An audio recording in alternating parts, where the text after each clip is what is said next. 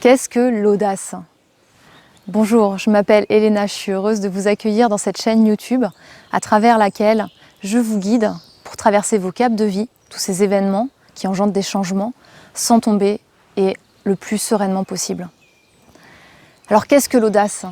Oui, parce que l'audace, c'est faire ce qui nous traverse avec élan, avec force et joie, sans laisser nos limites, que ce soit nos croyances, nos peurs, nos doutes, nous empêcher de passer à l'action. L'audace, c'est ça, c'est oser faire quelque chose qui est là, qui vient de l'intérieur, qui jaillit de nous, avec cet élan, cet entrain, cette joie finalement presque enfantine, sans laisser nos « ah oui, mais et si ?» Non, mais peut-être que ça va pas marcher, ou peut-être que tu vas pas faire ça correctement, puis t'es peut-être pas capable. Non, stop. On arrête tout ça et en fait on ose. On va au-delà de ces limites qu'on peut avoir, qui sont humaines, de toutes ces peurs, ces doutes, ces croyances, et on fait, on passe à l'action. L'audace, c'est ça, tout simplement. Et comme ce qui me passionne, c'est de vous aider à pouvoir oser pour traverser plus sereinement vos caps de vie, j'avais envie de vous donner une astuce. Une astuce pour vous permettre d'accueillir plus facilement l'audace, de pouvoir faire preuve d'audace et de pousser les portes qui s'entr'ouvrent sur votre chemin. Et cette astuce, je l'ai appris de David Lefrançois, qui est la personne qui m'a formée aux neurosciences.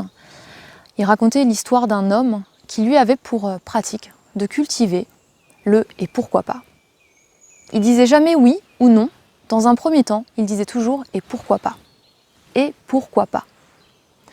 Et vous savez, ce qui est génial avec ce « et pourquoi pas », c'est que se dire « et pourquoi pas », c'est à la fois ouvrir une porte de « oui, éventuellement, si j'ai envie d'aller dans cette direction, cette proposition, alors je pourrais y aller, puisque j'ai dit « pourquoi pas ».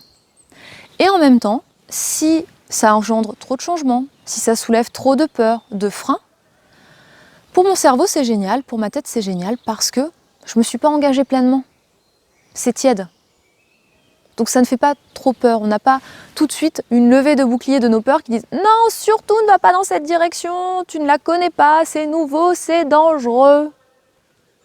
Le « et pourquoi pas » apporte cette double force finalement. De, à la fois, on en trouve une porte qu'on pourra pousser si on le souhaite. Le fait de l'avoir entrouverte sera plus facile de la pousser. Et en même temps, ça facilite la gestion de nos peurs. Nos peurs notamment face au changement. Puisque à chaque fois qu'on va faire quelque chose qu'on n'a jamais fait, forcément, la peur du changement est là pour préserver ce qui est en l'état. Alors le « et pourquoi pas ». Je vous donne un exemple. Une amie un jour m'appelle et me dit « ah tiens, j'ai rêvé qu'on allait acheter nos tambours ensemble ». Je lui dis « bah pourquoi pas ?» Ça faisait quelque temps que j'avais envie d'un tambour. Je lui dis « bah allons-y ». Voilà. Je suis tellement dans cette attitude du « et pourquoi pas » que je suis même allée tout de suite à lui dire « bah allons-y ». Et 15 jours plus tard, on avait rendez-vous avec un monsieur qui fabrique ses tambours du côté du Puy-en-Velay, qui n'est autre que Gabriel Occo, si ça vous intéresse. Un homme adorable. Et il nous accueillait, voilà, chez lui un matin. On a fait la route et on est rentré avec nos tambours. Pourquoi repousser? Pourquoi repousser aussi? Ça permet, voilà, de saisir l'opportunité quand elle est là. Parce que des fois, la vie, elle nous sert sur un plateau une opportunité qui va nous apporter d'immenses bonheurs. Et comme on a des peurs qui sont un peu trop fortes, on n'y va pas. Ah, je laisse passer les gens qui sont bruyants. J'étais obligée de couper cette vidéo en plein milieu parce que pendant quelques minutes, une chienne du nom de Panama est venue me dire bonjour. Et ses maîtres n'arrivaient pas à la rappeler auprès d'eux. Voilà, ça a interrompu ce sujet de l'audace, mais c'est aussi ça, finalement, quand on arrive à s'ouvrir à l'audace en cultivant ce « et pourquoi pas », cette posture-là intérieure, on est moins déstabilisé. Quand il y a des choses qui viennent qui n'étaient pas prévues.